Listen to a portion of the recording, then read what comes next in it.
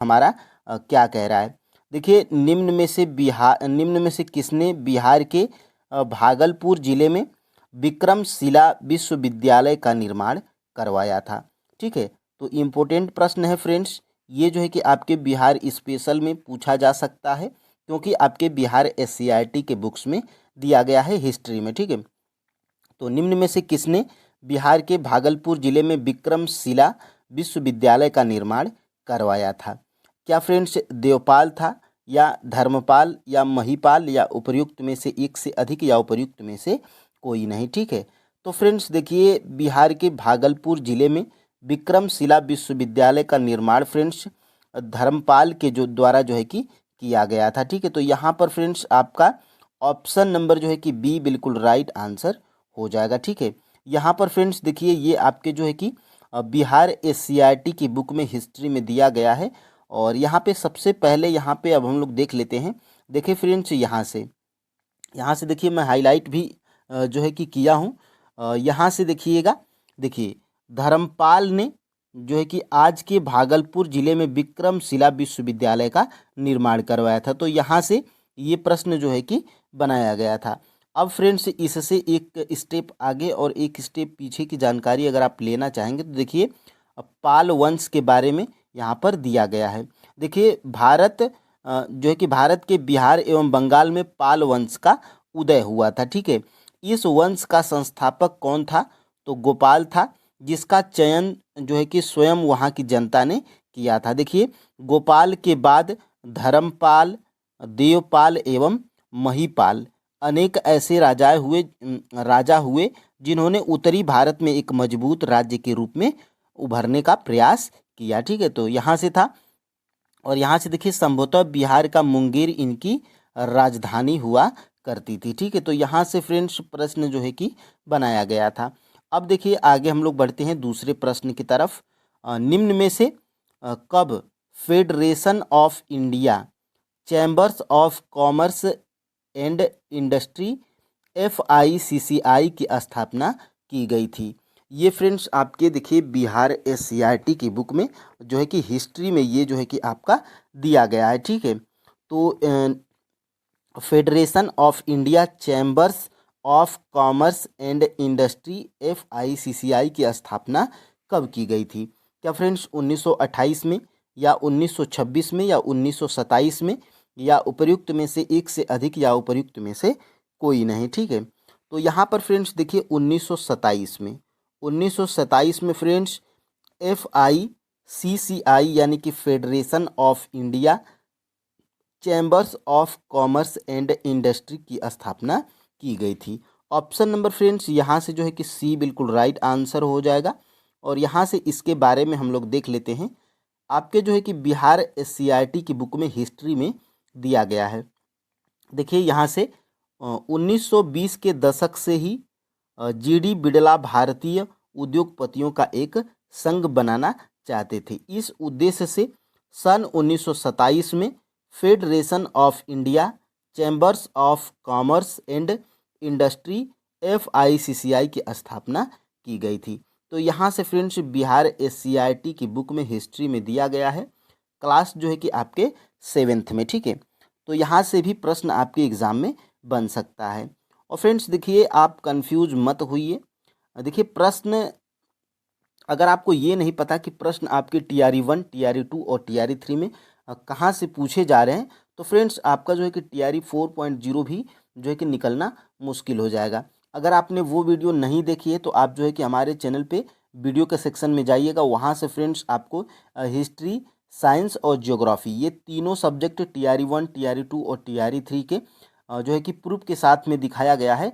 सभी प्रश्न फ्रेंड्स आपके NCERT और SCERT बुक से पूछे गए हैं। ठीक है, देखिए फ्रेंड्स, यहाँ पर जो है कि मुझे कमेंट आए थे पिछले 3-4 क्लासों में कि फ्रेंड्स जो है कि आपको बिहार में जो है कि डोमिसाइल लग जाएगा, यानी कि फ्रेंड्स सिर्फ बिहार के ही लोग बिहार शिक्षक भर्ती में फॉर्म भर पाएंगे। तो देखिए फ्रेंड्स, अभी ऑफिशियली कुछ नहीं आया है। ठीक है, और आपने TRE 1 में देखा था कि TRE 1 में फ्रेंड्स सिर्फ बिहार के ही लोग फॉर्म भर रहे थे, लेकिन बिहार में जो है कि पर्याप्त मात्रा में जो है कि आपके DLED के स्टूडेंट नहीं है। ठीक है, तो फ्रेंड्स बाद में जो है कि 15 या 20 दिन के बाद में जो है कि अदर स्टेट को जो है कि फॉर्म भरने की अनुमति दी गई थी। ठीक है, तो यहाँ से फ्रेंड्स आप अभी भी कंफ्यूज मत होइए।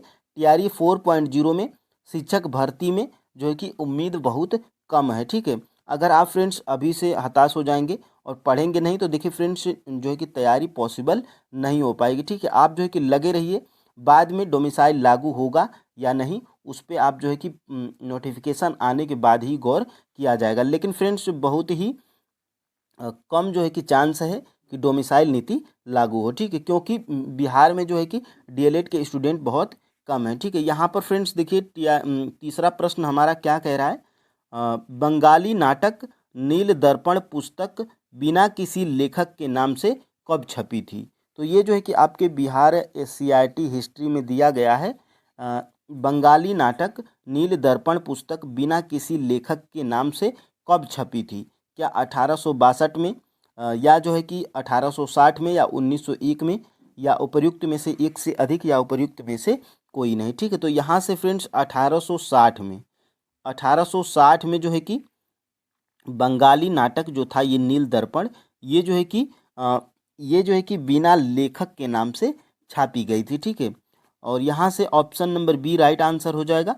और यहाँ से देख लेते हैं, यहाँ से देखिए निम्न में से किसने बंगाली नाटक नील दर्पण पुस्तक का अंग्रेजी में अनुवाद किया था। यानी कि ये प्रसिद्ध पुस्तक है नील दर्पण, ये बंगाली नाटक है नील दर्पण, और नील दर्पण पुस्तक जो थी इसका अंग्रेजी में अनुवाद किसने किया था, क्या दीनबंधु मित्र के द्वारा, या गुल्लक चौधरी के द्वारा, या माइकल मधुसूदन दत्त के द्वारा, या उपर्युक्त में से एक से अधिक या उपर्युक्त में से कोई नहीं। ठीक है, तो देखिए फ्रेंड्स माइकल मधुसूदन दत्त के द्वारा जो है कि बंगाली नाटक नील दर्पण का जो है कि अंग्रेजी में अनुवाद किया गया था। ऑप्शन नंबर फ्रेंड्स यहाँ से सी बिल्कुल राइट आंसर हो जाएगा।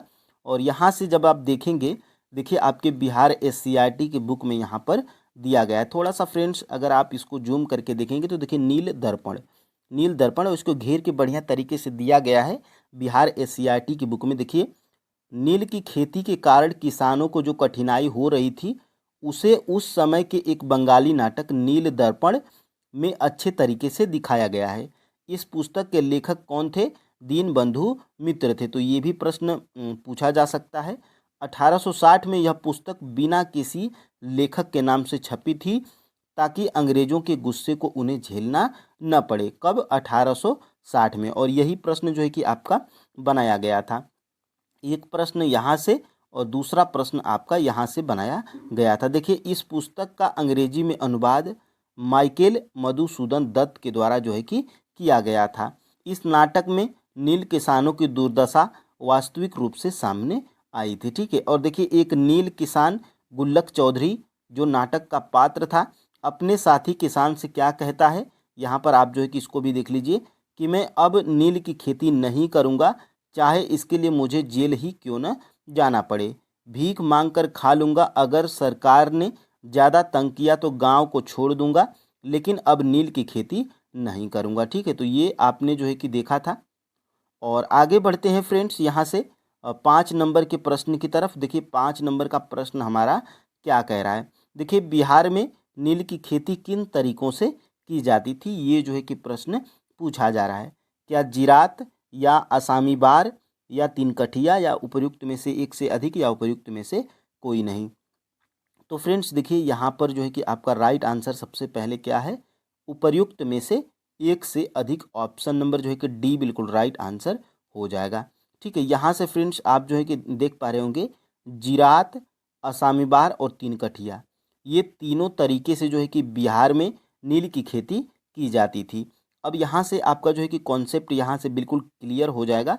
यहाँ पर आप जो है कि देख पा रहे होंगे, देखिए बिहार में नील की खेती 2 तरीकों से की जाती थी, जिरात और असामी बार। और यहाँ से देखिए तीन कठिया पद्धति प्रणाली इसके अंतर्गत चंपारण में जो है कि प्रचलित थी। तो चंपारण में कौन थी, ये नील की खेती तीन कठिया पद्धति प्रचलित थी, और जो है कि बिहार में और जिरात और आसामी बार। तो यहाँ से जो है कि यहाँ से ये आप जो है कि देख पा रहे होंगे। ठीक है, और इसी के विरोध में महात्मा गांधी ने चंपारण में सत्याग्रह की शुरुआत की थी। तो यहाँ से ये प्रश्न जो है कि आपका पूछा गया था।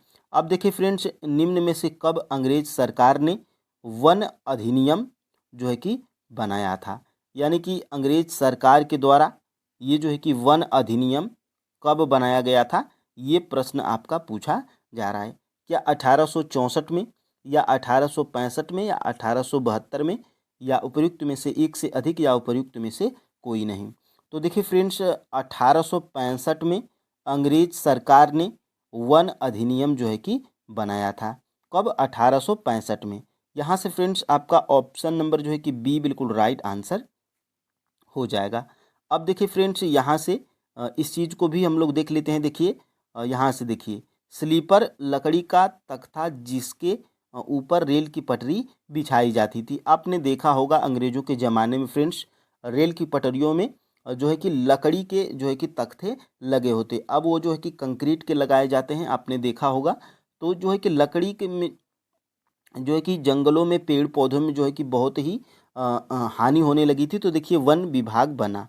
देखिए तेजी से खत्म होते जंगल की समस्या हल करने के लिए अंग्रेज सरकार ने 1864 में वन विभाग की स्थापना की थी। तो ये भी पूछा जा सकता है।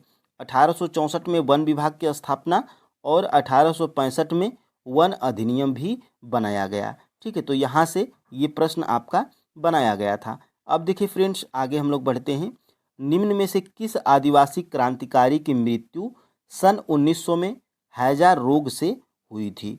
यानी कि जो है कि इनमें से जो है कि कौन सा वो आदिवासी क्रांतिकारी था जिसकी मृत्यु 1900 में हुई थी? किसके कारण? तो हैजा रोग के कारण हुई थी। क्या वो अली मुसलियार था, या तिरुत सिंह था, या बिरसा मुंडा, या उपर्युक्त में से एक से अधिक, या उपर्युक्त में से कोई नहीं? तो फ्रेंड्स, वो बिरसा मुंडा था जिसकी मृत्यु हैजा रोग के कारण हुई थी। और कब हुई थी? तो सन 1900 ईस्वी में हुई थी। ठीक है, तो ये भी आप जो है कि याद रखिएगा। ऑप्शन नंबर यहाँ से फ्रेंड्स सी बिल्कुल राइट आंसर हो जाएगा। और यहाँ से इसको देखेंगे तो देखिए आपके बिहार एससीईआरटी की बुक में बिरसा मुंडा के बारे में थोड़ा सा यहाँ पे दिया गया है चित्र बनाकर।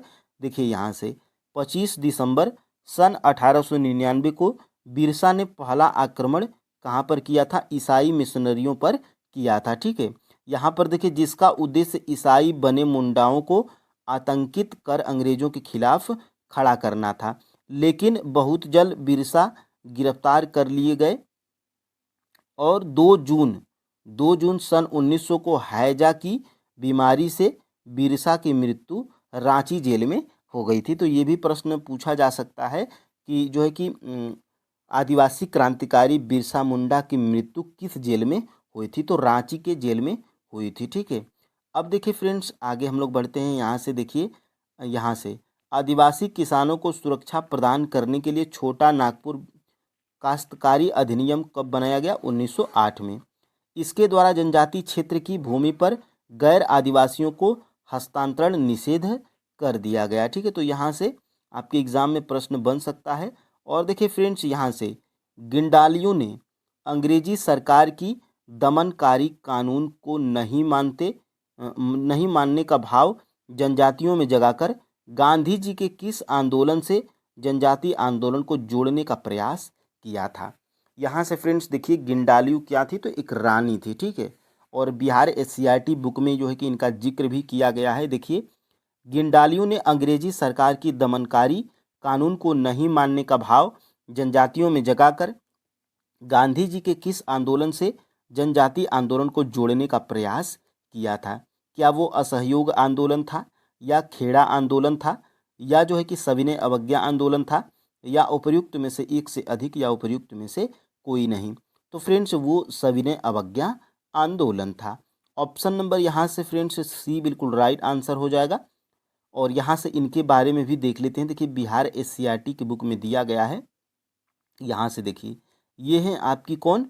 तो रानी गिंडालियू। देखिए यहाँ से साफ तौर पे जो है कि यहीं से मैं जो है कि प्रश्न को बनाया था। देखिए, गिंडालियू ने अंग्रेजी सरकार की दमनकारी कानूनों की अवज्ञा का भाव जनजातियों में जगाया, और इस तरह वह गांधी जी के सविनय अवज्ञा आंदोलन की मुख्य धारा से अपने आंदोलन को जोड़ने में सफल रही थी। कौन? तो रानी गिंडालियू।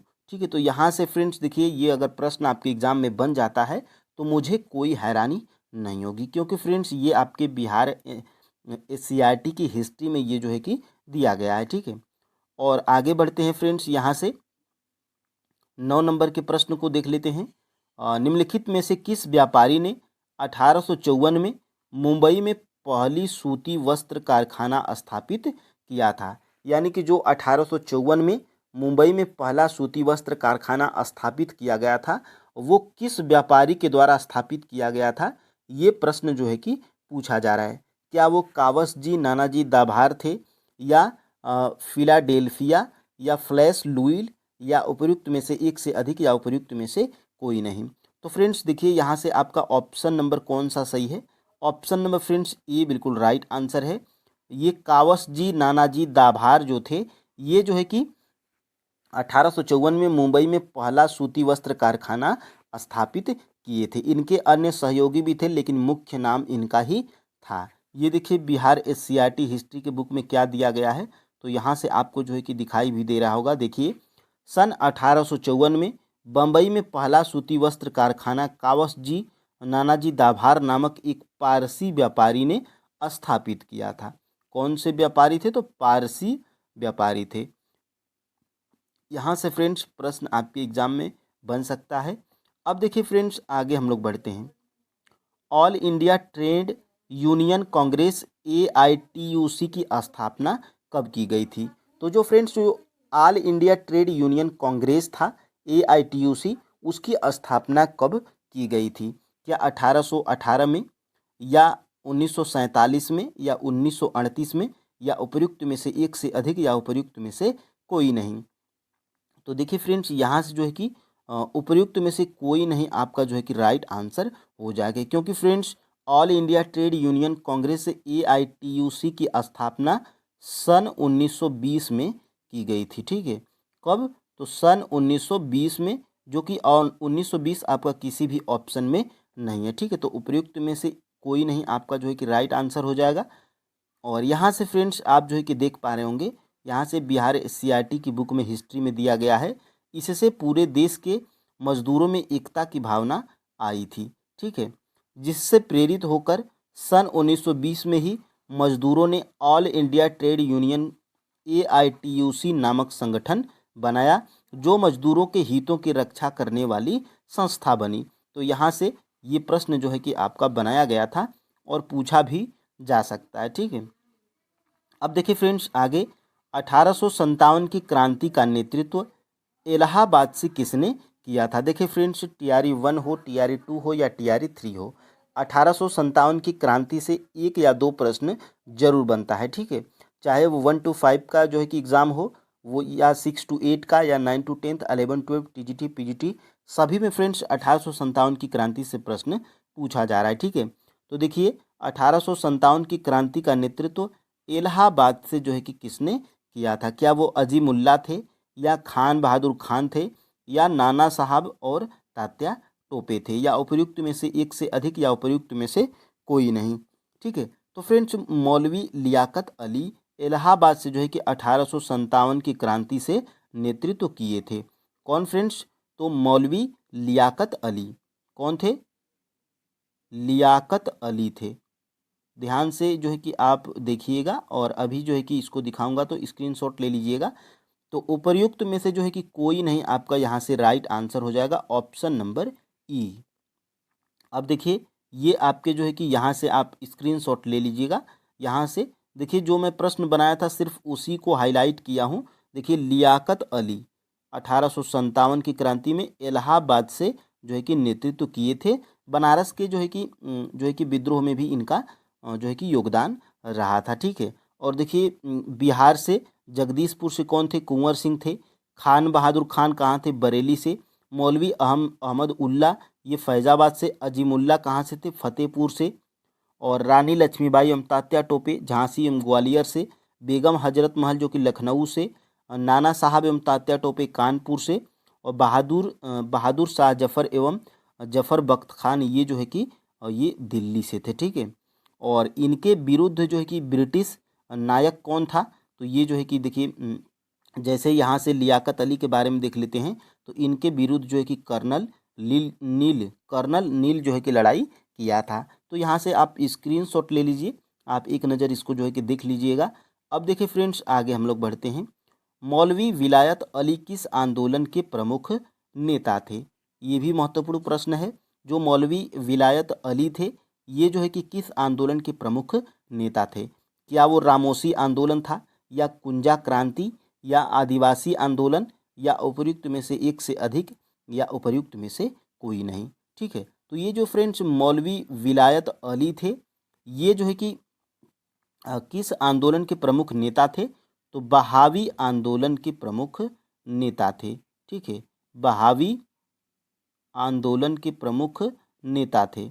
ठीक है, यहाँ से उपर्युक्त में से कोई नहीं, आपका जो है कि राइट आंसर हो जाएगा ऑप्शन नंबर ई। और बहावी आंदोलन का जो है कि मुख्य केंद्र कहाँ था? तो फ्रेंड्स पटना था। ये जो है कि आपके TRA 3.0 PRT में प्रश्न पूछा गया था। यहाँ पे इसको भी देख लेते हैं। देखिए 1857 का विद्रोह और बिहार। देखिए फ्रेंड्स, इसी में जो है कि दिया गया है, यहाँ से आप जो है कि दिखाई दे रहा होगा आपको। देखिए, बहावी आंदोलन के प्रमुख नेता पटना के दो प्रतिष्ठित मौलवी विलायत अली एवं इनायत अली थे। ये आपस में जो है कि सहोदर भाई थे। और यहाँ से और भी जो है कि बहावी आंदोलन के नेता में किनका नाम है? देखिए, मोहम्मद हुसैन, अहमदुल्लाह एवं वजाउल हक, जो अंग्रेजों ने धोखे से इनको गिरफ्तार कर लिया गया था। तो ये जो है कि बहावी आंदोलन के नेता थे। और बहावी आंदोलन देखिए इनके बारे में दिया भी गया है। देखिए यहाँ से देखिए, निम्नलिखित में से कब पूना समझौता हुआ था? ये जो है कि पूना समझौता TRA 3.0 6 to 8 में ये प्रश्न जो है कि पूछा गया था कि निम्नलिखित में से कब पूना समझौता हुआ था? ठीक है, तो पूना समझौता फ्रेंड्स ये जो है कि आपका 1932 में हुआ था। ऑप्शन नंबर यहाँ से बी बिल्कुल राइट आंसर हो जाएगा। ठीक है, कब? 1932 में। यहाँ पर फ्रेंड्स इसके बारे में भी थोड़ा सा यहाँ पे देख लेते हैं। देखिए दिया गया है 1924 में। सबसे पहले यहाँ पे देखिएगा 1924 में बहिष्कृत हितकारी सभा का गठन हुआ था। बहिष्कृत हितकारी सभा का गठन जो है कि कब हुआ था? 1924 में। और यहाँ पे देखिए पूना समझौता कब हुआ था? 1932 में लागू हुआ था। 1942 में अंबेडकर के द्वारा अनुसूचित जाति संघ की स्थापना की गई थी। तो ये भी प्रश्न बन सकता है कि अनुसूचित जाति संघ की स्थापना कब और किनके द्वारा की गई थी? तो भीमराव अंबेडकर के द्वारा 1942 में की गई थी। अब यहाँ पर फ्रेंड्स आगे हम लोग बढ़ते हैं। 14 नंबर का प्रश्न है हमारा। देखिए, बाल विवाह निषेध अधिनियम कब पारित किया गया था? ये भी प्रश्न जो है कि आपके बिहार SCRT की बुक में दिया गया है। बाल विवाह निषेध अधिनियम कब पारित किया गया था? देखिए NCERT और SCRT दोनों बुक्स में बाल विवाह निषेध अधिनियम के बारे में दिया गया है। बाल विवाह निषेध अधिनियम कब पारित किया गया था? क्या 1929 में, या 1932 में, या 1933 में, या उपर्युक्त में से एक से अधिक, या उपर्युक्त में से कोई नहीं? तो बाल विवाह निषेध अधिनियम फ्रेंड्स ये जो है कि 1929 में लागू किया गया था। ऑप्शन नंबर जो है कि ए बिल्कुल राइट आंसर हो जाएगा। यहाँ पर इसके बारे में भी थोड़ा सा यहाँ पे देखने का प्रयास करेंगे। तो देखिए, वर्ष 1929 में बाल विवाह निषेध अधिनियम पारित किया गया। ये पहले उम्र क्या थी? लड़के की उम्र 18 साल और लड़की की उम्र 14 साल थी। बाद में यह उम्र बढ़ाकर कितना कर दिया गया है? तो देखिए यहाँ से लड़के की उम्र जो है कि 21 साल होनी चाहिए और लड़की की उम्र जो है कि 18 साल होनी चाहिए। ठीक है, और यहाँ से देखिए बिहार SCRT की बुक में ये भी दिया गया है घेर के, इन्हें भी जाने। ठीक है, तो ये बहुत ही महत्वपूर्ण होता है, मैं पहले ही बता चुका हूँ। देखिए, केशव चंद्र सेन के द्वारा ऐतिहासिक स्पेशल मैरिज बिल वर्ष 1871 का ड्राफ्ट पटना में तैयार किया गया था। और देखिए 1861 के अधिनियम ने दहेज को अवैध घोषित किया, पर यह प्रथा आज भी प्रचलित है जो महिलाओं की स्थिति को प्रभावित करती है। ठीक है, तो यहाँ से देख लीजिएगा।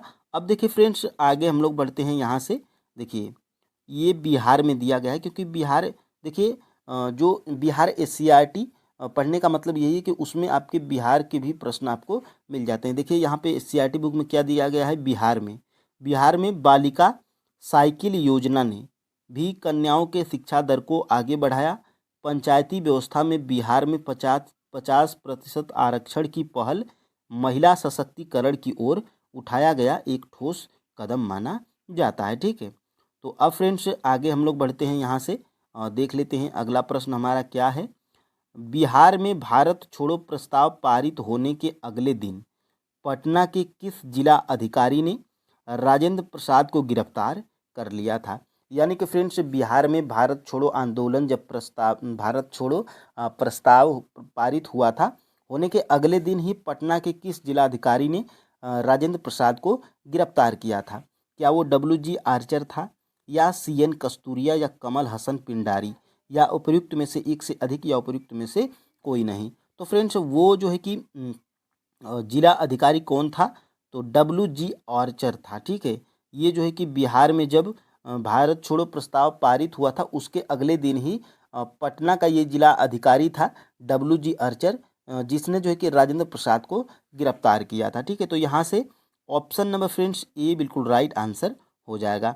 अब इसको भी हम लोग देख लेते हैं यहाँ से।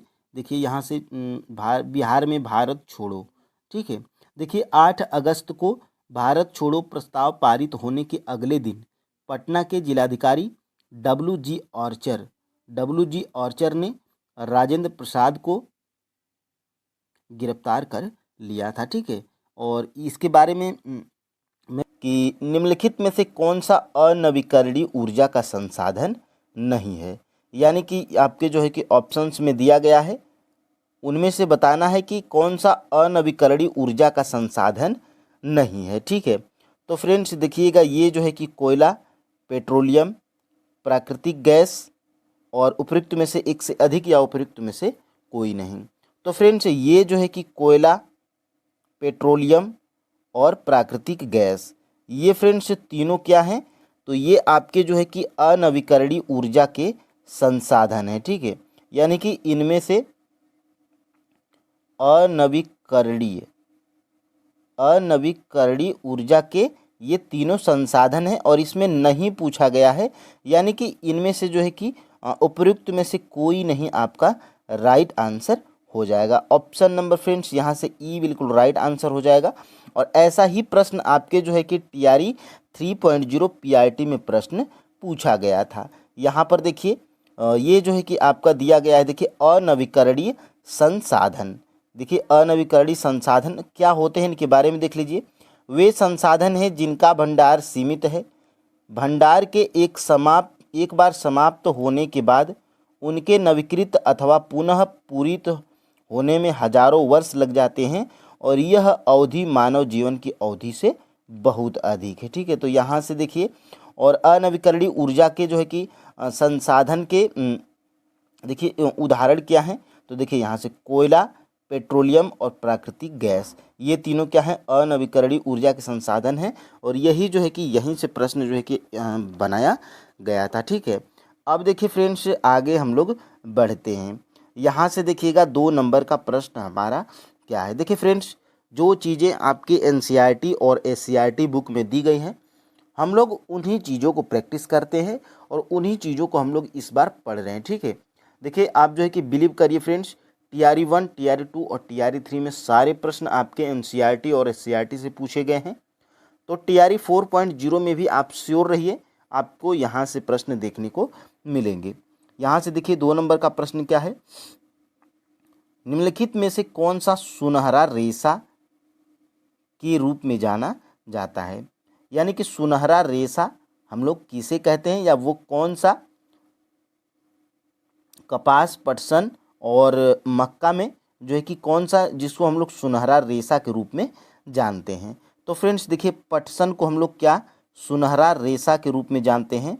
ऑप्शन नंबर फ्रेंड्स यहाँ से बी बिल्कुल राइट आंसर हो जाएगा। यहाँ से देखिए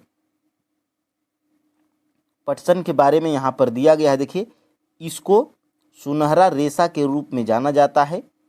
यह जलोढ़ मृदा में अच्छे ढंग से विकसित होता है, और यहाँ से देखिए इसे उच्च तापमान, भारी वर्षा, आर्द्र जलवायु की आवश्यकता होती है। यह फसल उष्णकटिबंधीय क्षेत्रों में उगाई जाती है। किसकी? पटसन की।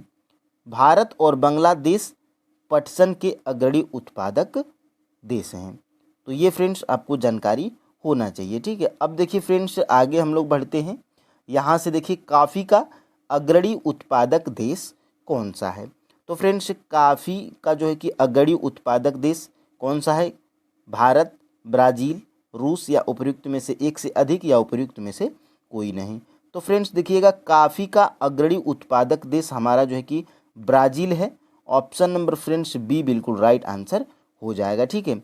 देखिए भारत में भी जो है कि कॉफ़ी का उत्पादन होता है, लेकिन ब्राज़ील से कम होता है, तो इसलिए हम लोग ब्राज़ील को यहाँ पे वरीयता देंगे। यहाँ पर देखिए फ्रेंड्स आपके जो है कि एनसीईआरटी बुक में ही यहाँ पर दिया गया है। देखिए पटसन के नीचे देखिए क्या दिया गया है? कॉफ़ी। देखिए इसके लिए गर्म एवं आर्द्र जलवायु और अपवाहित दोमट मृदा की आवश्यकता होती है। इस फसल की वृद्धि के लिए पर्वतीय ढाल अत्यधिक उपयुक्त होती है। और देखिए यहाँ से ब्राज़ील कॉफ़ी का अग्रणी उत्पादक है। इसके पश्चात कोलंबिया और भारत भी है, लेकिन सबसे ज़्यादा कहाँ पर जो है कि उत्पादन होता है इसका? तो ब्राज़ील में। ये आपको जो है कि पता होना चाहिए, ठीक है। अब देखिए फ्रेंड्स आगे हम लोग बढ़ते हैं। यहाँ से देखिए ये हो गया हमारा प्रश्न। और देखिए आगे, वायुमंडल की परतों में जब हम ऊपर जाते हैं तब वायुदाब में कैसा परिवर्तन देखने को मिलता है? ये प्रश्न में पूछा जा रहा है। क्या फ्रेंड्स वायुमंडल की परतों में जब हम ऊपर जाते हैं तो वायुदाब बढ़ता है या समान रहता है या घटता है या उपर्युक्त में से एक से अधिक या उपर्युक्त में से कोई नहीं? तो फ्रेंड्स देखिएगा जब वायुमंडल की परतों में जब हम ऊपर जाते हैं तब वायुदाब क्या होता है? घटता है, ठीक है। ऑप्शन नंबर यहाँ से जो है कि सी बिल्कुल राइट आंसर हो जाएगा। देखिए TRE 1 हो, TRE 2 हो या TRE 3 हो, वायुमंडल की जो परतें हैं जैसे समताप मंडल, क्षोभ मंडल, इनसे एक या दो प्रश्न जरूर देखने को मिला है, ठीक है। यहाँ से देखिए जब वायुमंडल की परतों में जो हम ऊपर जाते हैं तब वायुदाब में क्या होता है? परिवर्तन देखने को मिलता है, तो घटता है, ठीक है। अब देखिए यहाँ से देखिए ये वायुदाब है, ठीक है, ये वायुदाब है। और देखिए यहाँ पे परिवर्तन क्या देखने को मिलता है? वायुमंडल में ऊपर की ओर जाने पर दाब तेजी से गिरने लगता है। गिरने का मतलब फ्रेंड्स घटता है, ठीक है।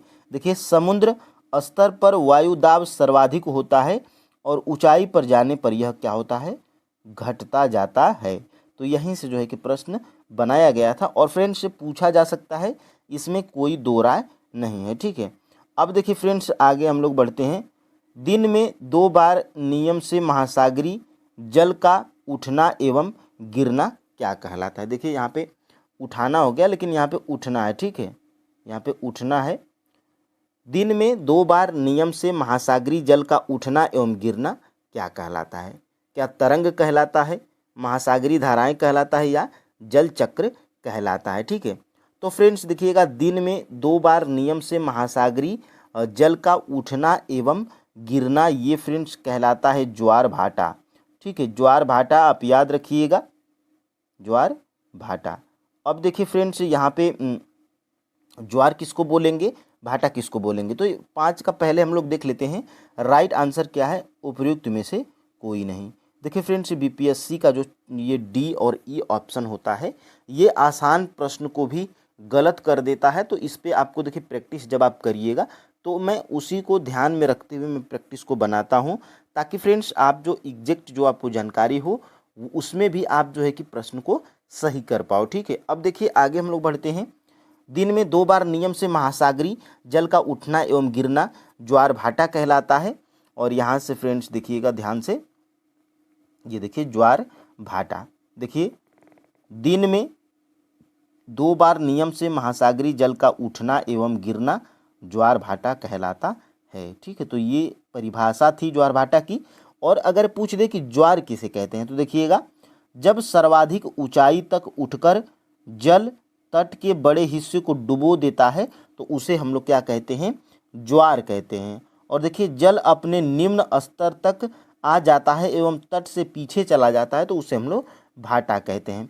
देखिए जैसे ये आपका जो है कि मान लीजिए किनारा है, अगर जल यहाँ से पार कर जाए तट से, मतलब पार कर जाए जल, ये पार कर जाए तट से, तो इसे हम लोग क्या कहेंगे, ज्वार कहेंगे, ठीक है। और जब यही जल स्तर जब यहाँ से मान लीजिए कि ये आपका घाट है, ठीक है, ये आपका घाट है, और यहाँ से जल अगर इससे नीचे आ जाए तो इसे हम लोग क्या कहेंगे, भाटा कहेंगे। बस यही अंतर है इसमें। अब देखिए फ्रेंड्स आगे हम लोग बढ़ते हैं, विश्व जल दिवस कब मनाया जाता है। तो फ्रेंड्स देखिएगा, इसका प्रश्न का कराने का ये उद्देश्य था कि ये आपके एनसीईआरटी बुक में दिया गया है, विश्व जल दिवस कब मनाया जाता है। तो फ्रेंड्स विश्व जल दिवस जो है कि मनाया जाता है क्या, 22 अप्रैल को, 22 फरवरी को या 5 जून को। तो फ्रेंड्स देखिएगा, प्रैक्टिस में नंबर आपका कैसे बढ़ेगा, तो जब फ्रेंड्स आप जो है कि ऑप्शंस को अगर काटना जान जाए तो आराम से फ्रेंड्स आप प्रश्न को ज़्यादातर प्रैक्टिस में नंबर बढ़ा पाएंगे। देखिए प्रश्न जो है कि ऑप्शन कैसे काटा जाता है, तो देखिएगा सबसे पहले फ्रेंड्स एक से अधिक तो होगा नहीं ऐसे ऑप्शंस में, ठीक है, या तो उपयुक्त में से कोई नहीं होगा, या तो ए बी और C D, A B C और ई में से कोई हो सकता है और डी नहीं हो सकता है, क्योंकि ये जो दिवस है किसी एक ही दिन मनाया जा सकता है, तो इसलिए डी वाला ऑप्शन आपका पहले ही कट हो जाएगा, ठीक है। और देखिए 5 जून को क्या मनाया जाता है, पर्यावरण दिवस मनाया जाता है, ठीक है, ये पर्यावरण दिवस मनाया जाता है, पर्यावरण दिवस हो गया। और फ्रेंड्स देखिए विश्व जल दिवस कब मनाया जाता है, तो फ्रेंड्स देखिएगा विश्व जल दिवस आपका जो है कि मनाया जाता है 22 मार्च को। तो 22 मार्च किसी भी ऑप्शन में नहीं है, तो उपयुक्त में से कोई नहीं, आपका जो है कि राइट आंसर हो जाएगा ऑप्शन नंबर ई, ठीक है। तो विश्व जल दिवस कब मनाया जाता है, तो 22 मार्च को, ठीक है, 22 मार्च आप इसको नोट डाउन भी कर सकते हैं। और देखिए इसीलिए मैं एनसीईआरटी में दिखाता हूँ, ताकि आप अगर इसका स्क्रीनशॉट ले लें तो आप जो है कि जब स्क्रीनशॉट लिए गए जब इकट्ठा हो जाएंगे आपको, तो ऐसे फ़ोन में ही आराम से जब खाली टाइम मिले, कहीं पर भी हों आप, कहीं पर भी हों, ठीक है, आप पिक को स्वीप करते जाइएगा, पढ़ते जाइएगा, ठीक है। तो देखिए 22 मार्च को क्या मनाया जाता है, 22 मार्च को जो है कि विश्व जल दिवस के रूप में मनाया जाता है। तो ये देखिए आपके एनसीईआरटी बुक में दिया गया है। और ऐसे जब आप देता है कि क्या आप जानते हैं, तो ऐसे प्रश्न जो है कि जरूर बनाए जाते हैं, अगर ऐसे करके यहाँ पर दिया गया हो, ठीक है। अब देखिए फ्रेंड्स आगे हम लोग बढ़ जाते हैं। सामान्यतः गर्म महासागरीय धाराएं उत्पन्न होती हैं, यानी कि पूछा जा रहा है कि ये जो गर्म महासागरीय धाराएं होती हैं ये सामान्यतः कहाँ से उत्पन्न होती हैं, क्या ध्रुव के निकट से, क्या भूमध्य रेखा के निकट से, क्या तीव्र भूकंप तरंग से, या उपयुक्त में से एक से अधिक, या उपयुक्त में से कोई नहीं। तो ये जो फ्रेंड्स ये जो गर्म महासागरीय धाराएं होती हैं ये आपकी जो है कि उत्पन्न होती हैं भूमध्य रेखा के निकट से, ठीक है। तो ऑप्शन नंबर फ्रेंड्स यहाँ से जो है कि बी बिल्कुल राइट आंसर हो जाएगा। देखिए कहाँ पर दिया गया है आपके जो है कि एनसीईआरटी बुक में, तो एक और देख लेते हैं। देखिए गल्फ स्ट्रीम किस प्रकार की जलधारा है। देखिए जलधाराएं दो प्रकार की होती हैं, ठंडी जलधारा और गर्म जलधारा। तो ये पूछा जा रहा है कि ये जो गल्फ स्ट्रीम ये जलधारा है ये कैसी जलधारा है, क्या गर्म, ठंडी या निम्न, या उपयुक्त में से एक से अधिक, या उपयुक्त में से कोई नहीं। तो ये फ्रेंड्स जो गल्फ स्ट्रीम जो जलधारा है ये आपकी जो है कि गर्म जलधारा है, ठीक है। तो ऑप्शन नंबर फ्रेंड्स यहाँ से ए बिल्कुल राइट आंसर हो जाएगा। आगे हम लोग देख लेते हैं यहाँ से, देखिए क्या दिया गया है। देखिए महासागरीय धाराएं, देखिए फ्रेंड्स सामान्यतः गर्म महासागरीय धाराएं भूमध्य रेखा के निकट उत्पन्न होती हैं। एक प्रश्न आपका यहाँ से बनाया गया था, और देखिए एक प्रश्न यहाँ से। देखिए ठंडी धाराएं ध्रुवों या उच्च अक्षांशों के उष्णकटिबंधीय या निम्न अक्षांशों की ओर प्रवाहित होती हैं। देखिए लेब्राडोर महासागरीय धाराएं शीत जलधाराएं होती हैं, यानी कि ये लेब्राडोर ये जो जलधारा है ये क्या है, शीत या ठंडी जलधारा है। और देखिए गल्फ स्ट्रीम ये क्या है, तो एक प्रकार की गर्म जलधारा है। यही प्रश्न जो है कि बनाया गया था। तो फ्रेंड्स अगर आपके एनसीईआरटी और एससीईआरटी बुक में ये सारी चीज़ें अगर दी गई हैं तो यहाँ से प्रश्न जो है कि बन सकता है, ठीक है। और देखिए फ्रेंड्स आगे हम लोग बढ़ते हैं। वह प्रक्रम जिसमें जल लगातार अपने स्वरूप को बदलता रहता है और महासागर, वायुमंडल एवं स्थल के बीच चक्कर लगाता रहता है। तो देखिए फ्रेंड्स, क्या हम लोग इसको ज्वार भाटा कहेंगे या महासागरीय धाराएं कहेंगे या जल चक्र या उपयुक्त में से एक से अधिक या उपयुक्त में से कोई नहीं। तो ये फ्रेंड्स देखिए, ये प्रक्रम जिसमें लगातार अपने जल जो है कि अपने लगातार स्वरूप को बदलता रहता है, महासागर, वायुमंडल, स्थल के रूप के बीच चक्कर लगाता है, तो इसको हम लोग जल चक्र कहते हैं। ठीक है, तो ऑप्शन नंबर यहाँ से सी बिल्कुल राइट आंसर हो जाएगा। ठीक है, अब हम लोग आगे बढ़ते हैं। देखिए इसको हम लोग देख लेते हैं। देखिए ये आपकी जो है कि क्लास जो है कि ये आपकी क्लास सेवेंथ की जो एनसीईआरटी है ज्योग्राफी की, इसमें 5वां चैप्टर आपका जल है। ठीक है, और इसी जो है कि जल में दिया गया है। देखिए जैसे ही चैप्टर स्टार्ट होता है, यहाँ से देखिए जल चक्र की परिभाषा, जिस प्रक्रम में जल लगातार अपने स्वरूप को बदलता रहता है और महासागरों, वायुमंडल एवं धरती के बीच चक्कर लगाता रहता है, उसको क्या कहते हैं? तो जल चक्र हम लोग कहते हैं। तो यहाँ से ये प्रश्न आपका बनाया गया था। अब देखिए फ्रेंड्स, आगे हम लोग बढ़ेंगे। स्वच्छ भारत मिशन का शुभारंभ कब किया गया था? यानी कि ये स्वच्छ भारत मिशन का शुभारंभ कब किया गया था, ये जो है कि प्रश्न में पूछा जा रहा है। तो स्वच्छ भारत मिशन का शुभारंभ फ्रेंड्स 2 अक्टूबर 2014 को जो है कि शुभारंभ प्रधानमंत्री नरेंद्र मोदी के द्वारा किया गया था। अब इस प्रश्न का हमारा जो है कि कराने का ये मतलब है कि ये आपके जो है कि एनसीईआरटी बुक में दिया गया है। तो यहाँ से देखिए बिल्कुल क्या आप जानते हैं, यहाँ पे करके दिया है। देखिए, सार्वभौमिक स्वच्छता कवरेज प्राप्त करने और स्वच्छता पर ध्यान केंद्रित करने के प्रयासों में तेजी लाने के लिए भारत के प्रधानमंत्री ने 2 अक्टूबर 2014 को स्वच्छ भारत मिशन का शुभारंभ किया था। तो ऐसे ही प्रश्न आपके जो है कि एग्ज़ाम में बनाए जाते हैं। देखिए फ्रेंड्स, जब प्रश्न बनाए जाते हैं तो उसका कोई न कोई रीजन होता है। बिहार एससीईआरटी में दिया रहता है, एनसीईआरटी बुक में दिया रहता है। देखिए बीपीएससी जो है कि टीआरई का कोई सिलेबस तो बताया नहीं है, तो आप किस बेसिस पे पढ़ेंगे? तो आपको फ्रेंड्स एनसीईआरटी और एससीईआरटी बेस पे पढ़ना है। ठीक है, अब देखिए फ्रेंड्स, आगे हम लोग बढ़ते हैं। यहाँ से मेनियाक कहाँ का प्रमुख भोजन है? अब देखिए ये भी आपके एनसीईआरटी में दिया गया है। ये मेनियाक जो है कि ये कहाँ का प्रमुख भोजन है? तो ये फ्रेंड्स जो मेनियाक है, ये जो है कि अमेजन बेसिन का जो है कि प्रमुख भोजन है। ऑप्शन नंबर फ्रेंड्स यहाँ से सी बिल्कुल राइट आंसर हो जाएगा। चलिए इसको भी देख लेते हैं। यहाँ से देखिए अमेजन बेसिन में जीवन, और यहाँ पे देखिए अमेजन बेसिन में जीवन देखिए यहाँ से दिया गया है। इनका मुख्य आहार क्या है? मेनियोक है। ठीक है, इसी के बारे में पूछा गया है। मेनियोक है, जिसे हम लोग कसावा भी कहते हैं। यह आलू की तरह जमीन के अंदर पैदा होता है। तो ये आपका जो है कि दिया गया है। और आगे हम लोग बढ़ते हैं। देखिए कोलकाता किस नदी के तट पर स्थित है? देखिए फ्रेंड्स, जैसे जो है कि आगरा यमुना नदी के तट पर स्थित है, और जो है कि आपका इलाहाबाद जो है कि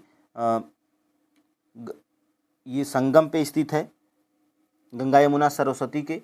तो फ्रेंड्स उसी तरह जो है कि आपका देखिए कोलकाता किस नदी के तट पर स्थित है? तो कोलकाता फ्रेंड्स जो है कि आपका जो है कि हुगली नदी के तट पर स्थित है। अब देखिए हुगली आपका किसी भी ऑप्शन में नहीं है।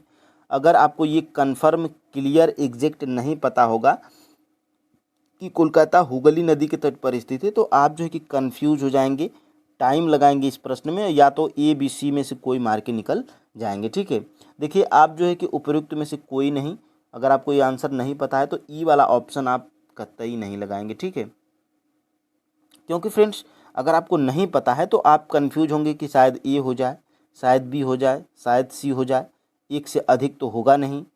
तो ऐसे में फ्रेंड्स आपको जो है कि एग्जैक्ट अगर पता होगा तो आप जो है कि उपयुक्त में से कोई नहीं लगाएंगे। ठीक है, तो यहाँ से फ्रेंड्स ऑप्शन नंबर ई बिल्कुल राइट आंसर हो जाएगा। और देखिए ये भी आपके जो है कि एनसीईआरटी बुक में दिया गया है। सबसे पहले देखिए, क्या आप जानते हैं, इसका मैं प्रश्न नहीं बनाया हूँ लेकिन इसको यहाँ पे देख लेते हैं। देखिए गंगा नदी के संरक्षण के लिए नमामि गंगे कार्यक्रम को शुरू किया गया है। तो प्रश्न बन सकता है कि नमामि गंगे जो है कि कार्यक्रम को किस लिए शुरू किया गया है? तो गंगा नदी के संरक्षण के लिए। देखिए कोलकाता हुगली नदी के नदी पर स्थित एक महत्वपूर्ण पत्तन है। मैदानी क्षेत्र में कई बड़े हवाई पत्तन भी स्थित हैं। अब देखिए यहाँ से आगरा में यमुना के किनारे ताजमहल, इलाहाबाद में गंगा एवं यमुना नदी का संगम। तो ये फ्रेंड्स यहाँ से जो है कि प्रश्न बन सकता है, ठीक है। और आगे हम लोग देख लेते हैं, निम्नलिखित में से कौन सा देश अमेजन नदी बेसिन का एक हिस्सा है। देखिए ये TRE 1 में प्रश्न इससे बना था और मैं जो है कि वहीं से प्रश्न बनाया हूँ एग्जैक्ट, और इसमें जो है कि ऑप्शंस में थोड़ा इधर उधर कर दिया हूँ, ठीक है। देखिए निम्नलिखित में से कौन सा देश अमेजन नदी बेसिन का एक हिस्सा है। तो 13 का जो है कि राइट आंसर फ्रेंड्स आपका ऑप्शन नंबर डी हो जाएगा, क्योंकि फ्रेंड्स वेनेजुएला, कोलंबिया और बोलिविया ये जो है कि ये तीनों वो देश हैं जो अमेजन नदी बेसिन का हिस्सा है, ठीक है। तो ऑप्शन में यहाँ से डी बिल्कुल राइट आंसर हो जाएगा। और देखिए सबसे पहले इस प्रश्न को मैं दिखा देता हूँ। देखिए मैं पेपर से ही जो है कि क्लिक किया हूँ। देखिए यहाँ से निम्नलिखित में से कौन सा देश अमेजन नदी बेसिन का एक हिस्सा है। तो इसमें जो है कि देखिए वेनेजुएला है, इसमें राइट आंसर था BPSC के फाइनल आंसर की के साथ में, ठीक है। तो अब देखिए इस प्रश्न को देखिए कहाँ पर दिया गया, देखिए अमेजन बेसिन में जीवन। देखिए फ्रेंड्स मैं यहाँ पे हाईलाइट भी किया हूँ उन देशों को, आप ध्यान से देखिए। अमेजन नदी में बहुत सारी सहायक नदी मिलकर अमेजन बेसिन का निर्माण करती हैं। यह नदी बेसिन ब्राज़ील एक देश ये हो गया है, पेरू ये भी एक देश है, बोलिविया ये भी एक देश है, इक्वाडोर ये भी एक देश है, कोलंबिया ये भी देश है, वेनेजुएला ये भी देश है।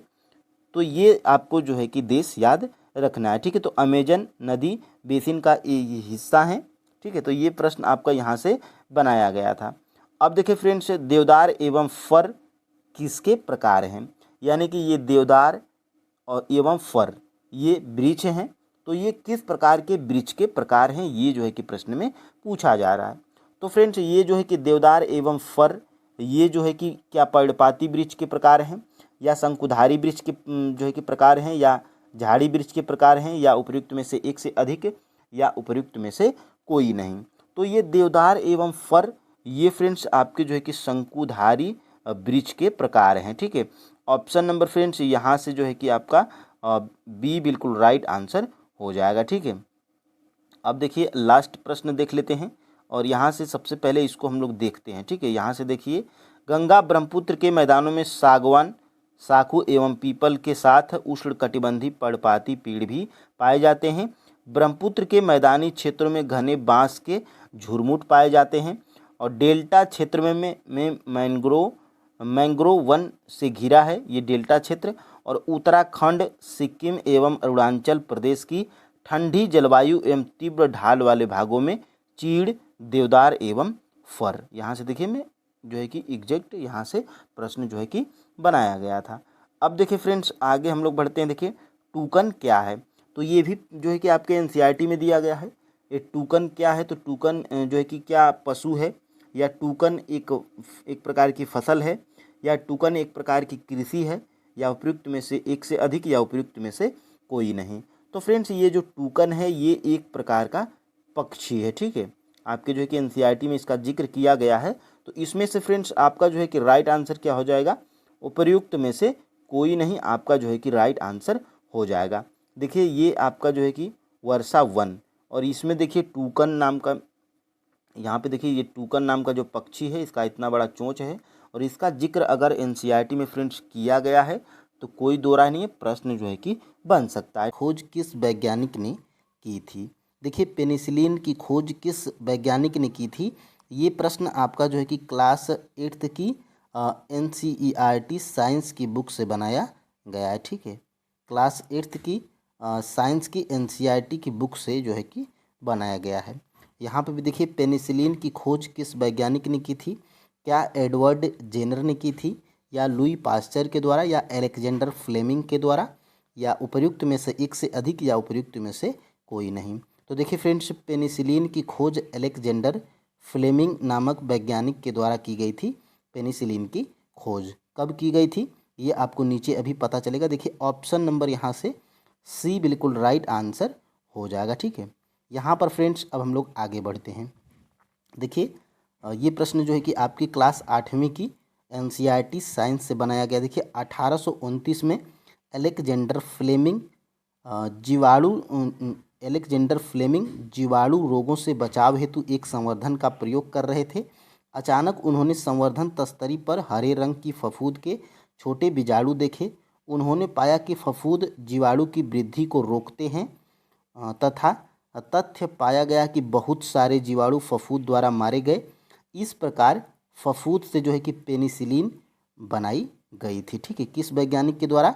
अलेक्जेंडर फ्लेमिंग के द्वारा जो है कि बनाया गया था। अब देखिए क्लास 8वीं की साइंस में ही दिया गया है।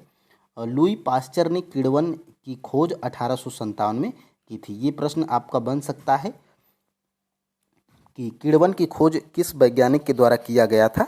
तो किण्वन की खोज जो है कि लुई पास्चर के द्वारा 1857 में किया गया था। ठीक है, अब देखिए फ्रेंड्स आगे हम लोग बढ़ते हैं। देखिए एडवर्ड जेनर ने चेचक के लिए 1798 में चेचक के टीके की खोज की थी। तो ये प्रश्न बन सकता है कि चेचक के टीके की खोज किस वैज्ञानिक ने की थी और कब की थी?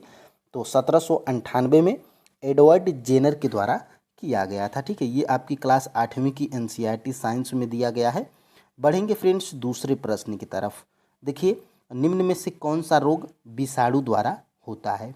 क्या चिकन पॉक्स विषाणु द्वारा होता है, या खसरा विषाणु द्वारा होता है, या पोलियो, या उपर्युक्त में से एक से अधिक, या उपर्युक्त में से कोई नहीं? तो देखिए फ्रेंड्स उपर्युक्त तीनों रोग, देखिए चिकन पॉक्स, खसरा और जो है कि पोलियो, ये तीनों रोग जो है कि विषाणु के द्वारा होने वाला रोग है। ठीक है, ऑप्शन नंबर यहाँ से फ्रेंड्स डी बिल्कुल राइट आंसर हो जाएगा, एक से अधिक। ऑप्शन नंबर डी बिल्कुल राइट आंसर हो जाएगा। और यहाँ से फ्रेंड्स देखेंगे ये भी आपके क्लास 8वीं की एनसीईआरटी साइंस की बुक से जो है कि बनाया गया है।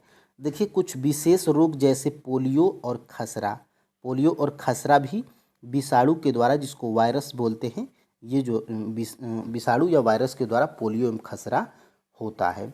और इसको आप जो है कि स्क्रीनशॉट ले लीजिएगा। देखिए एक तरफ मानव रोग है और एक तरफ किससे होता है रोग कारक या सूक्ष्मजीव, उसको यहाँ पे लिखा गया है। देखिए क्षय रोग जीवाणु के द्वारा होता है, खसरा, चिकन पॉक्स और पोलियो, ये तीनों जो है कि वायरस के द्वारा होने वाला रोग है। ठीक है, जैसे हैजा जीवाणु के द्वारा होता है, टाइफाइड ये जीवाणु के द्वारा होता है, और यहाँ से हेपेटाइटिस ए ये वायरस के द्वारा होता है। मलेरिया रोग जो है कि प्रोटोजोआ के द्वारा होता है। ठीक है, तो ये महत्वपूर्ण है, 1 या 2 नंबर का जरूर पूछता है।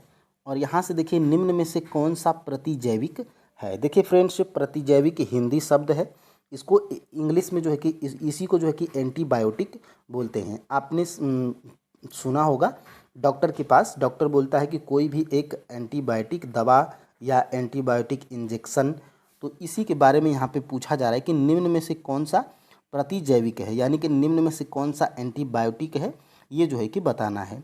क्या सोडियम बाइकार्बोनेट प्रतिजैविक है, या स्ट्रेप्टोमाइसिन ये प्रतिजैविक है, या ईस्ट प्रतिजैविक है, या उपर्युक्त में से एक से अधिक, या उपर्युक्त में से कोई नहीं? देखिए फ्रेंड्स ये जो स्ट्रेप्टोमाइसिन है ये आपका जो है कि एक प्रतिजैविक है या एंटीबायोटिक दवा है। ठीक है, ऑप्शन नंबर यहाँ से बी बिल्कुल राइट आंसर हो जाएगा। और यहाँ से देखते हैं ये भी आपके क्लास 8वीं के साइंस में दिया गया है एनसीईआरटी में।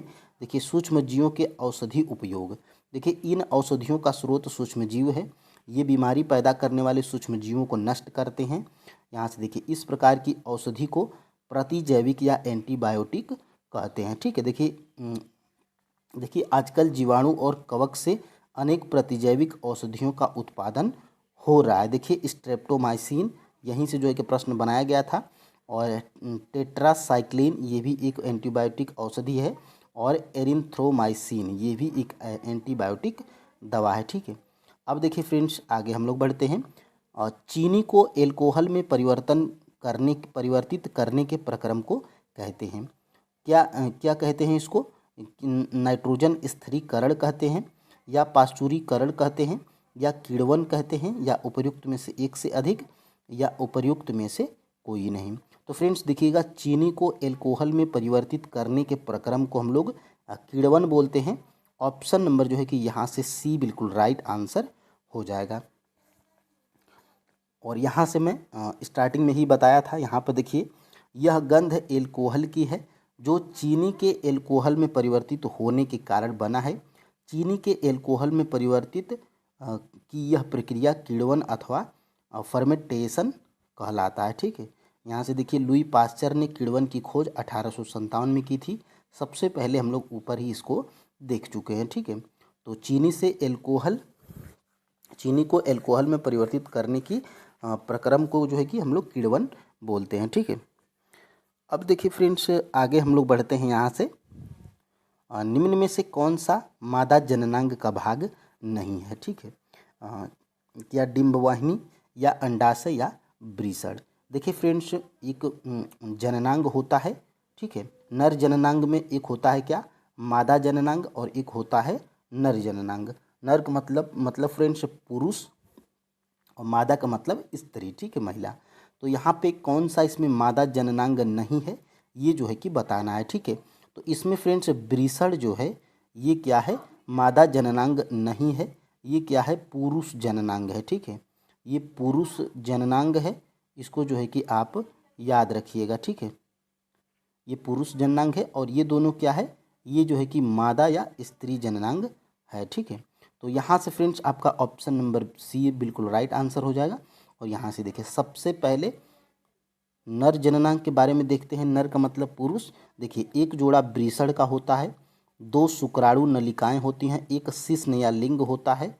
और वृषण क्या करता है, वृषण नर युग्मक उत्पन्न करता है जिसे हम लोग शुक्राणु बोलते हैं। ठीक है, और यहाँ पे देखिएगा इस तरह का प्रश्न आपका 6 to 8 में पूछा था TRE 3.0 में। देखिए मादा जननांग अंग। देखिए यहाँ से मादा जननांगों में एक जोड़ी अंडाशय होता है, अंडवाहिनी होता है जिसको डिंबवाहिनी बोलते हैं, और एक गर्भाशय होता है। तो ये मादा जननांग है। ऊपर आपने नर जननांग को देख लिया। ठीक है, अब देखिए फ्रेंड्स आगे, वह जंतु जो सीधे ही शिशु को जन्म देते हैं कहलाते हैं। यानी कि एक होते हैं जंतु जो अंडे देते हैं, एक होते हैं जंतु जो डायरेक्ट जो है कि बच्चे देते हैं। ठीक है, या बच्चे को जन्म देते हैं, वो अंडे नहीं देते हैं, वो डायरेक्ट बच्चे को ही जन्म देते हैं। तो वही प्रश्न पूछा जा रहा है, वह जंतु जो सीधे ही शिशु को जन्म देते हैं कहलाते हैं। तो फ्रेंड्स वो कहलाते हैं जरायुज। जो डायरेक्ट बच्चे को जन्म देंगे वो जरायुज कहलाते हैं। ठीक है, ऑप्शन नंबर फ्रेंड्स यहाँ से जो है कि बी बिल्कुल राइट आंसर हो जाएगा। और यहाँ से आप जो है कि इसको देखिएगा। देखिए जरायुज एवं अंड प्रजक जंतु। देखिए सबसे पहले वह जंतु जो सीधे ही शिशु को जन्म देते हैं वो जरायुज कहलाते हैं। और यहाँ से फ्रेंड्स देखिएगा वे जंतु जो अंडे देते हैं वो अंड प्रजक जंतु कहलाते हैं। ठीक है, तो यहाँ से इम्पोर्टेंट है, प्रश्न आपके एग्ज़ाम में यहाँ से बन सकता है। ठीक है, अब देख लेते हैं आगे हम लोग। एक टैडपोल जिस प्रक्रम द्वारा वयस्क में विकसित होता है वह कहलाता है क्या, मुकुलन कहलाता है, या कायांतरण कहलाता है, या निषेचन कहलाता है, या उपर्युक्त में से एक से अधिक, या उपर्युक्त में से कोई नहीं। तो फ्रेंड्स देखिएगा एक टैडपोल जिस प्रक्रम द्वारा वयस्क में विकसित होता है वो कायांतरण कहलाता है। अब फ्रेंड्स ये एक टैडपोल होता क्या है, तो यहाँ से फ्रेंड्स आपका ऑप्शन नंबर बी बिल्कुल राइट आंसर हो जाएगा। ये भी आपके जो है कि क्लास जो है कि 8th के NCERT साइंस में दिया गया है। यहाँ से आपको दिखाई दे रहा होगा, क्या टैडपोल वयस्क मेढक से भिन्न दिखाई नहीं देते हैं। क्या आप सोच सकते हैं कि किसी दिन यह टैडपोल वयस्क मेढक बन जाएंगे। टैडपोल रूपांतरित होकर वयस्क में बदल जाता है जो छलांग लगा सकता है और तैर सकता है। कुछ विशेष परिवर्तनों के साथ टैडपोल का वयस्क में रूपांतरण क्या कहलाता है, कायांतरण कहलाता है। ठीक है, तो ये जो है कि मेढक की एक प्रक्रिया है जन्म देने की। और देखिए यहाँ से सबसे पहले अंडे, फिर उसके बाद ये टैडपोल में परिवर्तित होता है।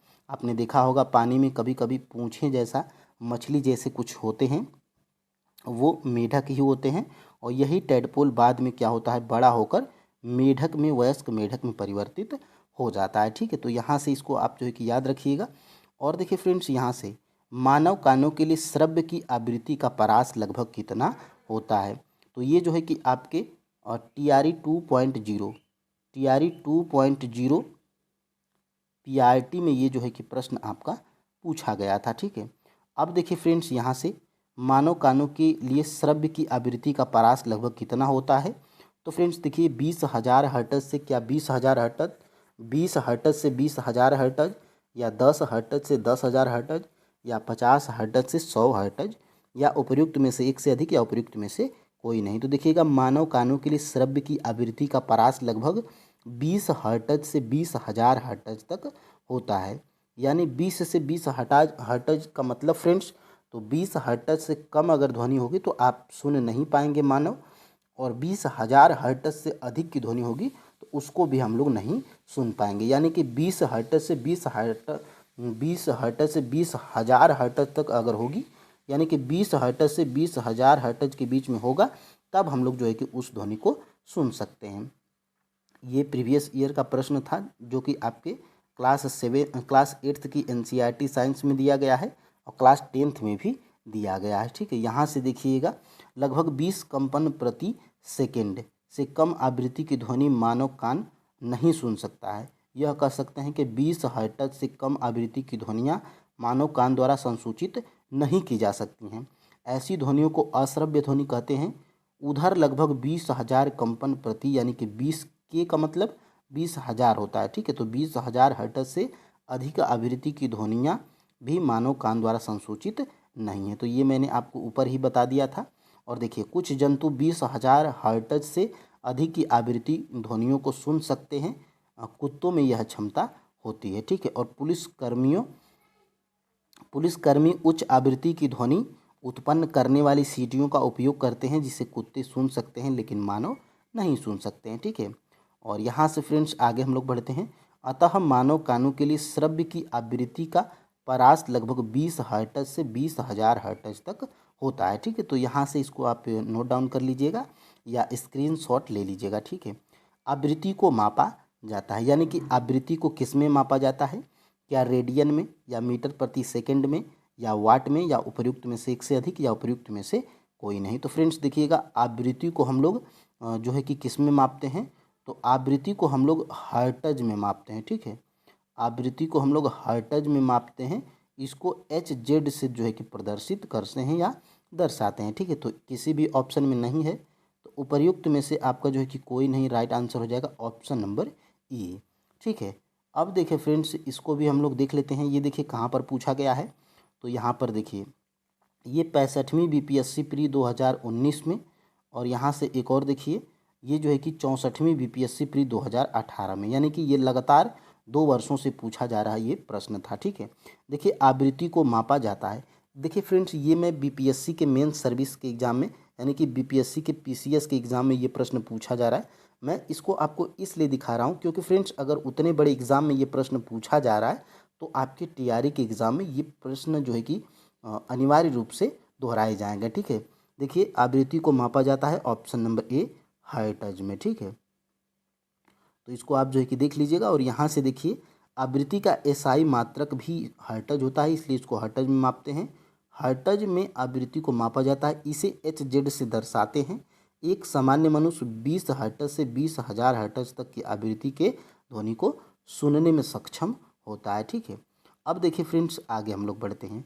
ध्वनि की तीक्ष्णता किसके द्वारा निर्धारित की जाती है।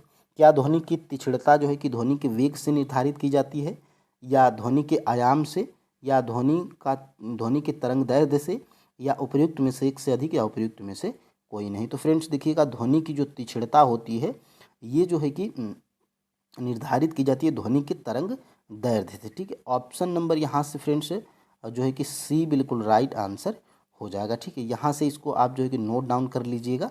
और देखिए फ्रेंड्स ये मैं NCERT और SCERT बुक से जहाँ से प्रश्न बनाता हूँ या प्रीवियस ईयर इसलिए दिखाता हूँ ताकि फ्रेंड्स आप स्क्रीनशॉट ले लो, बाद में आप जो है कि अपने फ़ोन में जो है कि रिवीजन ऐसे स्वीप करके, जैसे फ़ोटो आप देखते हैं वैसे करके आप जो है कि डेली 15 प्रश्नों को, मान लीजिए सुबह में आपने पढ़ लिया, शाम को सोते टाइम एक बार आप जो है कि 15 प्रश्नों को देख लिए तो आपको रिवाइज हो जाता है। ठीक है, यहाँ से देखिए ध्वनि की तीक्ष्णता किसके द्वारा निर्धारित की जाती है, ऑप्शन नंबर C ध्वनि के तरंग दैर्ध्य के द्वारा। देखिए 68वीं BPSC प्री 2023 में ही ये प्रश्न जो है कि आपका पूछा गया था BPSC के मेन एग्जाम में, PCS के एग्जाम में। ठीक है, अब देखिए फ्रेंड्स आगे हम लोग बढ़ते हैं। मायोपिया वह बीमारी है जिससे व्यक्ति देख नहीं पाता है। देखिए मायोपिया मायोपिया मान लीजिए कि मायोपिया वह बीमारी है जिसमें मायोपिया जिस व्यक्ति को हो जाएगी तो वह व्यक्ति देख नहीं पाएगा। यानी कि कैसे क्या नहीं देख पाएगा? क्या वो दूर की वस्तुएं नहीं स्पष्ट रूप से नहीं देख पाएगा, या पास की वस्तुएं स्पष्ट रूप से नहीं देख पाएगा, या पास की तथा दूर की दोनों की वस्तुएं स्पष्ट रूप से नहीं देख पाएगा, या उपर्युक्त में से एक से अधिक, या उपर्युक्त में से कोई नहीं। तो देखिए मायोपिया होता क्या है? तो मायोपिया फ्रेंड्स निकट दृष्टि दोष का ही ये इंग्लिश है। ठीक है, निकट दृष्टि दोष को ही हम लोग मायोपिया बोलते हैं इंग्लिश में। और निकट दृष्टि दोष वाले व्यक्ति में, जिसको निकट दृष्टि दोष रहेगा, वो निकट की वस्तु को तो देख लेगा, लेकिन फ्रेंड्स ये दूर की वस्तु को नहीं देख पाता है स्पष्ट रूप से। ठीक है, तो ऑप्शन नंबर यहाँ से जो है कि ए बिल्कुल जो है कि राइट आंसर हो जाएगा। ठीक है, यहाँ से फ्रेंड्स इसको भी देख लेते हैं। ये देखिए आपका जो है कि कहाँ पर पूछा गया था, तो बीपीएससी टीआरई के एग्जाम में। देखिए बीपीएससी स्कूल टीचर 11-12 वाले एग्जाम में 15/12/2023 को ये प्रश्न पूछा गया था। मायोपिया वह बीमारी है जिसमें व्यक्ति देख नहीं पाता है। ऑप्शन नंबर ए, दूर की वस्तुएं स्पष्ट रूप से नहीं देख पाता है, जिस व्यक्ति को मायोपिया नामक या निकट दृष्टि दोष नामक बीमारी हुई रहती है। ठीक है, और यहाँ पे ये भी देख लीजिए। देखिए मायोपिया निकट दृष्टि दोष को ही बोलते हैं। ठीक है, में नज़दीक की वस्तु को स्पष्ट देख लेता है लेकिन दूर की वस्तु को स्पष्ट रूप से नहीं देख पाता है। और देखिए जिसको निकट दृष्टि दोष रहेगा उस व्यक्ति के चश्मे में अवतल लेंस जो है कि अगर का उपयोग करेंगे तो इसका जो है कि निवारण किया जा सकता है। ठीक है, तो यहाँ से प्रश्न पूछा जा सकता है। और यहाँ से देखिए अवतल दर्पण द्वारा बनाया गया प्रतिबिंब वास्तविक उल्टा और वस्तु के आकार के बराबर होता है।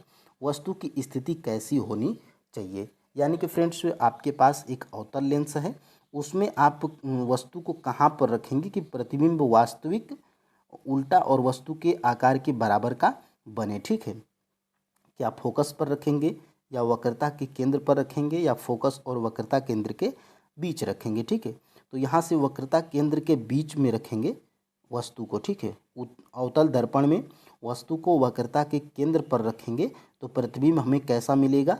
वास्तविक मिलेगा, उल्टा मिलेगा और वस्तु के आकार के बराबर का मिलेगा, न छोटा न बड़ा, बिल्कुल बराबर का मिलेगा। ठीक है, तो ऑप्शन नंबर यहाँ से बी बिल्कुल राइट आंसर हो जाएगा। ठीक है, अब देख लेते हैं आगे इसको। देखिए ये कहाँ पर पूछा गया है, तो देखिए ये 69वीं बीपीएससी प्री। देखिए फ्रेंड्स जो बीपीएससी हाल ही में जैसे 67वीं हो गया, ठीक है, 68वीं हो गया, 69वीं हो गया, 17वीं हो गया, इन 4-5 वर्षों का आपको जो है कि प्रीवियस ईयर देखना बहुत ही ज़रूरी है अगर आप टीआरई का एग्ज़ाम देना चाहते हैं। ठीक है, या दे रहे हैं। ठीक है, देखिए अवतल दर्पण द्वारा बनाया गया प्रतिबिंब वास्तविक उल्टा और वस्तु के आकार के बराबर होता है। वस्तु की स्थिति कैसी होनी चाहिए? ऑप्शन नंबर सी, वक्रता के केंद्र पर होगी। अवतल दर्पण वस्तु को वक्रता के केंद्र पर रखेंगे तो प्रतिबिंब हमें वास्तविक उल्टा और वस्तु के आकार के बराबर का मिलेगा। ठीक है, यहाँ पर फ्रेंड्स आगे हम लोग बढ़ते हैं और इसको देख लेते हैं। देखिए ये आपके जो है कि क्लास 10th की एनसीईआरटी साइंस में दिया गया है। देखिए ये दिया गया है क्लास 10th की। ठीक है, क्लास 10th में मैं इसको पढ़ा भी दिया हूँ। और यहाँ से देखिए किसी अवतल दर्पण द्वारा प्रतिबिंब की विभिन्न स्थितियों के बने प्रतिबिंब। देखिए यहाँ से समान साइज का, न छोटा न बड़ा, वास्तविक और उल्टा, और यहाँ से देखिए केंद्र पर। ठीक है, वक्रता के केंद्र पर अगर वस्तु को रखेंगे अवतल दर्पण होगा तो वस्तु के बराबर साइज, समान साइज, वास्तविक और उल्टा प्रतिबिंब बनेगा। ठीक है, तो यहाँ से ये प्रश्न जो है कि आपका बनाया गया था, तो इसको आप स्क्रीनशॉट ले लेंगे तो आप एक नज़र में इसका रिवाइज जो है कि कर लेंगे। ठीक है, और देखिए ये जो है कि थोड़ा सा बाद में लग गया है। यहाँ से देखिए प्रमुख रूप से दृष्टि के 3 सामान्य अपवर्तन दोष होते हैं। पहला निकट दृष्टि दोष, दूसरा दीर्घ दृष्टि दोष और तीसरा क्या होता है? जरा दृष्टि दोष। निकट दृष्टि दोष को ही देखिए मायोपिया बोलते हैं। और ऊपर यही जो है कि प्रश्न पूछा गया था कि किसी व्यक्ति को मायोपिया नामक बीमारी है तो वह क्या देख पाएगा? तो वो जो है कि निकट दृष्टि दोष है, यानी कि निकट की वस्तु को देख लेगा लेकिन दूर की जो है कि वस्तु को नहीं देख पाएगा। ठीक है, तो ये जो है कि यहाँ से ये क्लास 10th की एनसीईआरटी साइंस से जो है कि मैं क्लिक किया हूँ फ़ोटो। और यहाँ से देखिए निकट दृष्टि दोष, जिसको मायोपिया बोलते हैं। और यहाँ से देखिएगा निकट दृष्टि दोष युक्त व्यक्ति निकट रखी वस्तु को स्पष्ट देख लेता है परंतु दूर रखी वस्तुओं को सुस्पष्ट नहीं देख पाता है, ठीक है। और निकट दृष्टि दोष के निवारण के लिए अवतल लेंस का जो है कि उपयोग अगर करेंगे तो इस दृष्टि दोष को जो है कि दूर किया जा सकता है, ठीक है। और यहाँ से फ्रेंड्स आगे हम लोग बढ़ते हैं। एक वर्णी प्रकाश एक माध्यम से दूसरे माध्यम में प्रवेश करता है तो निम्नलिखित में से कौन सा गुण नहीं बदलता है? क्या आवृत्ति नहीं बदलती है, या आयाम नहीं बदलता है, या वेग नहीं बदलता है, या उपयुक्त में से एक से अधिक, या उपयुक्त में से कोई नहीं, ठीक है। तो एक वर्णी प्रकाश एक माध्यम से दूसरे माध्यम में जब प्रवेश करता है तो जो है कि आवृत्ति नहीं बदलती है, ठीक है। आवृत्ति में जो है कि कोई परिवर्तन नहीं होता है। तो आवृत्ति आपका कहाँ पर है? ऑप्शन नंबर ए में है। तो बिल्कुल फ्रेंड्स ऑप्शन नंबर जो है कि ए बिल्कुल राइट आंसर हो जाएगा, ठीक है। यहाँ से अब देख लेते हैं फ्रेंड्स हम लोग आगे। ये प्रश्न देखिए कहाँ पर पूछा गया है। तो ये प्रश्न देखिए आपके बीपीएससी स्कूल टीचर 9 to 10 वाले एग्जाम में जो है कि 8/12/2023 को ये प्रश्न जो है कि पूछा गया था। एक वर्णी प्रकाश एक माध्यम से दूसरे माध्यम में प्रवेश करता है, निम्नलिखित में से कौन सा गुण नहीं बदलता है? ऑप्शन नंबर ए, आवृत्ति नहीं बदलती है। अब इसका जो है कि डिटेल देख लेते हैं। तो देखिए एक वर्णी प्रकाश एक माध्यम से दूसरे माध्यम में जाता है तो उसकी तरंग दैर्ध्य में परिवर्तन होता है, यानी कि तरंग दैर्ध्य में परिवर्तन होगा, लेकिन आवृत्ति में जो है कि कोई परिवर्तन देखने को नहीं मिलेगा जब एक वर्णी प्रकाश एक माध्यम से दूसरे माध्यम में जाएगा, ठीक है। अब फ्रेंड्स देख लेते हैं आगे 14 नंबर का प्रश्न। किसी बिंब का अवतल दर्पण द्वारा बना प्रतिबिंब आभासी, सीधा और बिंब से बड़ा, यानी कि मान लीजिए कि आपके पास एक अवतल लेंस है, ठीक है। अवतल लेंस से आपको प्रतिबिंब कैसा बनाना है? आभासी, सीधा और बिंब से, यानी कि वस्तु से बड़ा बनाना है। तो वस्तु को आप कहाँ रखना पसंद करेंगे या कहाँ पर रखेंगे? क्या मुख्य फोकस तथा वक्रता केंद्र के बीच रखेंगे, या दर्पण के ध्रुव तथा मुख्य फोकस के बीच रखेंगे, या वक्रता केंद्र पर रखेंगे, या उपर्युक्त में से एक से अधिक, या उपर्युक्त में से कोई नहीं? तो देखिए फ्रेंड्स किसी बिंब का अवतल दर्पण द्वारा प्रतिबिंब हम आभासी, सीधा और बिंब से बड़ा तब पाएंगे जब वस्तु को हम लोग फ्रेंड्स यहाँ पर दर्पण के ध्रुव P तथा फोकस दूरी F के बीच में रखेंगे, ठीक है। दर्पण के ध्रुव तथा मुख्य फोकस के बीच में रखेंगे और अवतल दर्पण में, तो प्रतिबिंब हमें कैसा प्राप्त होगा? आभासी, सीधा और बिंब से बड़ा, ठीक है। ये मैं ऊपर आपको बता चुका हूँ। और यहाँ से देखिए सबसे पहले देखिए फोकस दूरी को F से दर्शाते हैं, ध्रुव को P से दर्शाते हैं और वक्रता केंद्र को C से दर्शाते हैं, ठीक है। तो P ध्रुव है और यहाँ से देखिए ध्रुव और फोकस दूरी के बीच में रखेंगे, दर्पण के पीछे रखेंगे तो देखिए बड़ा बनेगा और यहाँ से देखिएगा ये बड़ा भी बनेगा और आभासी और सीधा भी बनेगा और अवतल दर्पण यहाँ पर है, ठीक है।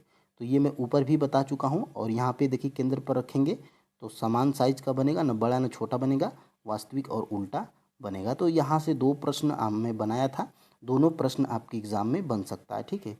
अब देखिए फ्रेंड्स आगे सोनार तकनीक निम्न में से देखिए सोनार तकनीक में किन तरंगों का उपयोग होता है? इस तरह का प्रश्न सोनार तकनीक से संबंधित आपके TRE 3.0 री एग्ज़ाम PRT में प्रश्न पूछा था। तो सोनार तकनीक में किन तरंगों का उपयोग होता है? क्या सोनार तकनीक में एक्सरे तरंगों का उपयोग होता है, या इंफ्रारेड तरंगों का उपयोग होता है, या माइक्रोवेव तरंगों का उपयोग होता है, या उपयुक्त में से एक से अधिक, या उपयुक्त में से कोई नहीं? तो देखिए फ्रेंड्स जो ये आपकी होती हैं सोनार तकनीक जो होता है, इसमें फ्रेंड्स जो है कि अल्ट्रासोनिक तरंगों का उपयोग किया जाता है, ठीक है। किसका? अल्ट्रासोनिक